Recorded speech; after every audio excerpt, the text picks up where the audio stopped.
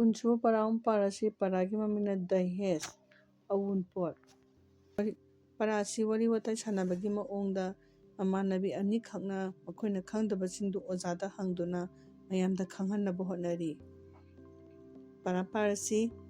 रोमाना थोबी क्या तुमने आज के अखबार में नहाना ngasi की खबरदा एक नवविवाहिता को लुहोंबा कुइद्रिबी अमा जलाकर मई थादोगा मार डालने का हाटपगी समाचार परा दो पाबरा। थोबीना हाँ रोमा होय परा पारे मेरे तो रोंगटे खड़े हो गए ऐदी कीबना तू ख्याव चुमखी लालची लोगों ने कराम चाव मियोसिना कितनी बेरहमी से कयागी मतिक नुसी लेतना स्त्री की जान ले ली नुपी अदुगी थवाई लौरिबा।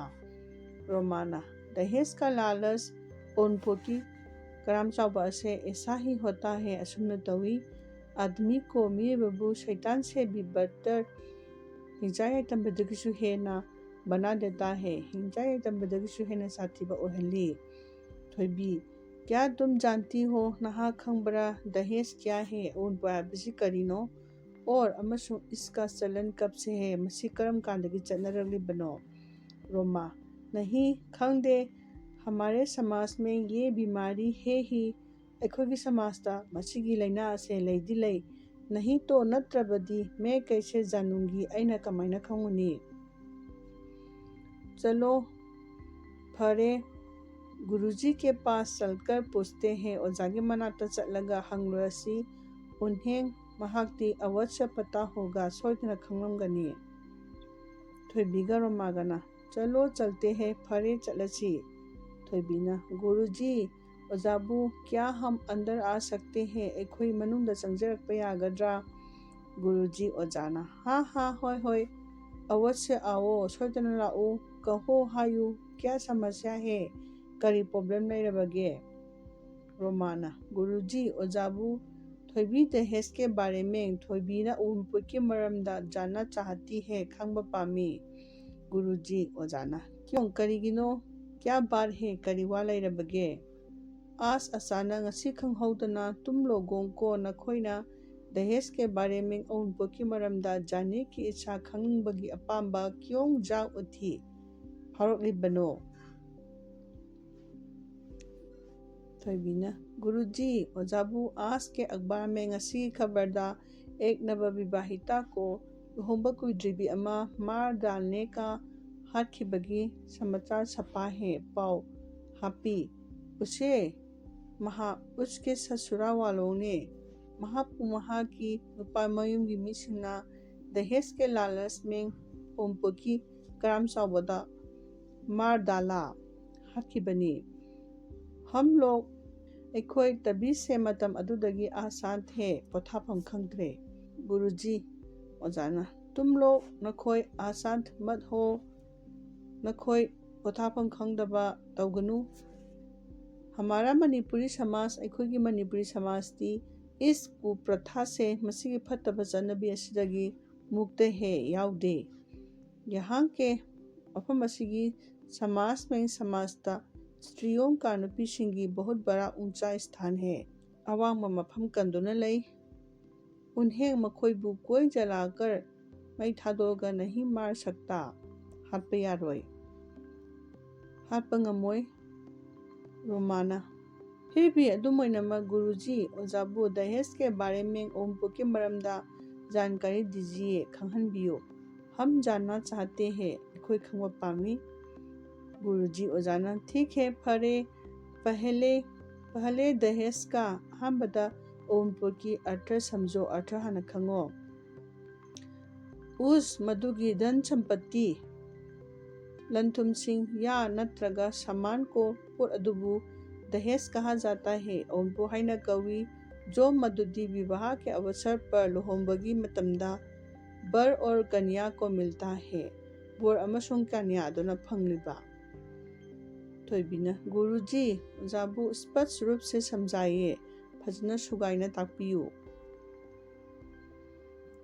गुरुजी ओजाना समझाता हूँ खंगहलगे प्राचीन काल में ममांगी मतमदा आर्थिक साधन कम थे, सेन थोकनबगी लंबी यामना लेरमदे। गृहस्थाश्रम में प्रवेश करने पर युम पांबगी लंबीदा चंगसिनबा मतमदा बर बधू के सामने बोर अमसुंग कन्या अदुगी पा अमसुंग नुपीदुगी सामने मांगदा आर्थिक समस्या पैसागी ओबो प्रॉब्लम आ खड़ी होती थी थेंगनरमी। इसीलिए मरम असना विवाह के समय लुहोंबा मतमदा कन्या के पिता द्वारा कन्या की मपाना कुछ धन या सम्मान दिया जाता है। लंथुम खरा नत्रगा पोट खरा पी। इसे मसीबु यौतक या गौतुक कहा जाता है। यौतक नत्रगा गौतुक हाइना खंगने। हाइबदी अखोइगी लोंदना अउनपोट हाइना खंगने। रोमाना बधू का पिता मौगी मपाना सम्मान भी देता है, पोचु पीबा और अमसुंग ससुराल वाले नुपामयुम की मीना बधू को ही जलाकर मऊ अदुबु मई थादोकलगा या नत्रगा जहर देकर हु पिथकलगा मार भी डालते हैं हतोई। ये बात मसीवा से एकदम समझ में नहीं आती। ऐदी सुकांग खंगजद्रे। गुरुजी ओजाना इसका रहस्य भी समझाता हो। मसी खंगदना लाइरिबा सिसु ऐहाक खंगहलगे।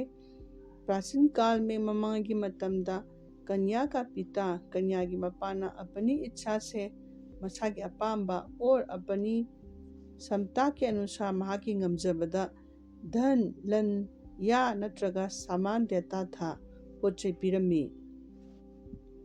जो नहीं दे पाता था पीबा ngमजदबना उससे कोई जबरदस्ती नहीं करता था। पीदबा यादे हाबा सुनम सासन कनासु तौदे। पीदबा यादे हाबा लैते। धीरे धीरे तपना तपना लालच ने अपाम्बा करम चावबना अपना जाल फैलाया, सुम सुम हेंगलखी। दहेज ने अउनपोना रिवाज का रूप ले लिया, ट्रेडिशन ओरकले और अमसुंग फिर ये मशीन अमु रिवाज से रूढ़ी बन गया, ट्रेडिशन ओरमबदगी कस्टम ओरकले। थोइबिना उसके बाद क्या हुआ गुरुजी? मधुकी मतुंगदा मुकरी तौरबगी ओजा। गुरुजी ओजाना उसके बाद मधुकी मतुंगदगी दहेज लेना उनपो लौबा हाइसे बर पक्ष का नुपा मयुमगी अधिकार माना जाने लगा, मखोगी हकनी हाइना खलकले। इसे मसीबु सामाजिक प्रतिष्ठा से भी जोर दिया गया। मसे समाज मखोगी मिंचकसु रिलेना हलकले। जिससे विवाह में जितना अधिक दहेज मिलता है, लुहोंबा मतमदा हेना ओंपो फंगलिबा मिसक अदो वो अपने को उतना ही बड़ा मखोई मसा से सुकी मतिक चावबा और मसुंग सम्मानित आदमस्ता था। इकाई खमनबा याबा मिसकनी हाइना खंजई। रोमाना ये तो मसीदी बहुत बुरी बात है, याना फतबा वानी।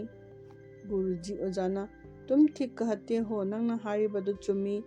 लड़की पैदा होते ही मचानुपी पोलकपगा पिता को मपाना उसके पालन पोषण माँ की योग पथाकपा और अमसुंग शिक्षा के बदले मही मसिंग तमहनबगी महुता उसकी विवाह महा के लुहोंबा और अमसुंग दहेज की ओनपोट की चिंता खाने लगती है। चिंता तौबा हवी।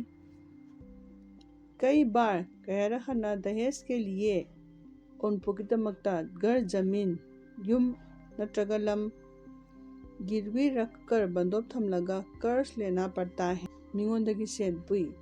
तुम तो जानती हो, नखोदी खंगलम लगनी कर्ज की दलदल में मिंगोंदगी सेन पुबगी अरेंग अरेंग पुथबा मरकता एक बार जो फंसा अमुक्तंग चंगरबदी अमुक्तंग थूखरबदी उसका सब कुछ वहाँ के लेजरम पुनमक लुट जाता है, मांगखी। थोइबिना इतने पर भी असुग्या मतौरसिफाउबा ससुराल वाले नुपा मयुमना अपनी ही बहू को मखोइमकी ममौबु मारने से बाज नहीं आते। हाटपगी आराम थब्बा से सुने लेते ने। गुरुजी ओजाना इसके पीछे धन की भूख है। मसीगी अचौबा मरमदी लंथुम पाम्बगी मिहौबदुनी। दहेज में ओनपोता चाहे जितना मिल जाए ओनपो इना फंगनिबा फंक्शनु पर अदुबु और अधिक पाने की हेन फंगबगी भूख बढ़ती ही जाती है, हेन हेंकलई। इसके चलते मसीना मरम ओरगा के लोग नुपा मयूम की मीना बहू पर ममो अदुदा दबाव डालते ही कि साफूपी मधुदी वो अपने पिता की मजबूरी के कारण महाना महा की मपागी दबने हाइब पोलदुना ससुरा वालों की मांग पूरी करे नुपा मयूम की अपाम्बदो थुंगहन्ननबा नहीं कर पाती तो कईगुंबा ngамदबा तारगदी उस पर मंगोंदा तरह तरह से मखल मखा क्यागी अत्याचार करते हैं और पनेबा तवी यहाँ तक कि मसी फाउबा की मधुदी उसे मार डालने से भी नहीं हिचकिचाते, हाथों फाउबा चिन्हदे। रोमाना क्या दहेज का कोई विरोध नहीं करता उनपुकी मयोक्ता कनासु इहौहौदबरा। गुरुजी ओजाना अब हौजिदी कभी कभी कई गुंबा कांदा दहेज का विरोध भी उनपुकी मयोक्ता हौबसु सुनने को मिलने लगा है ताब फंगले। विशेष रूप से हेना थोइदोकना जो लड़कियां पढ़ लिखकर अदुगुंबा नुपी लाइलसु हैरबा अपने पैरों पर खड़ी हो जाती है, मसागी सेंथोक लबी लेजरबा उनमें से मखोगी मनुंगदा कुछ दहेज के लालची ओनपोतकराम चाउबा पुरुषों के साथ नुपासिंगा विवाह करने से लुहोंबदा इनकार कर देती है, यानिंगदबा उले। कई बार कयारहना दहेज की मांग के कारण उनपुकी मरमना बारात को नुपामयुम बिना बधु के ही मऊ याउदना बेरंग लौट आना पड़ता है, युमदा हलक बताए। धीरे धीरे तब तबना युवक युवतियां पाखंग लेसाबिसिंगना दहेज के विरुद्ध उनपुकी मयोगदा जागरूक हो रहे हैं, हेना खंबे हेलकले। थोइबीना क्या सरकारना दहेज जैसी उनपुकुमलबा बुराई फतब असिबु समाप्त करने के लिए मांगहन्नबगिदमकता कुछ नहीं करती कैसु तौदबरा।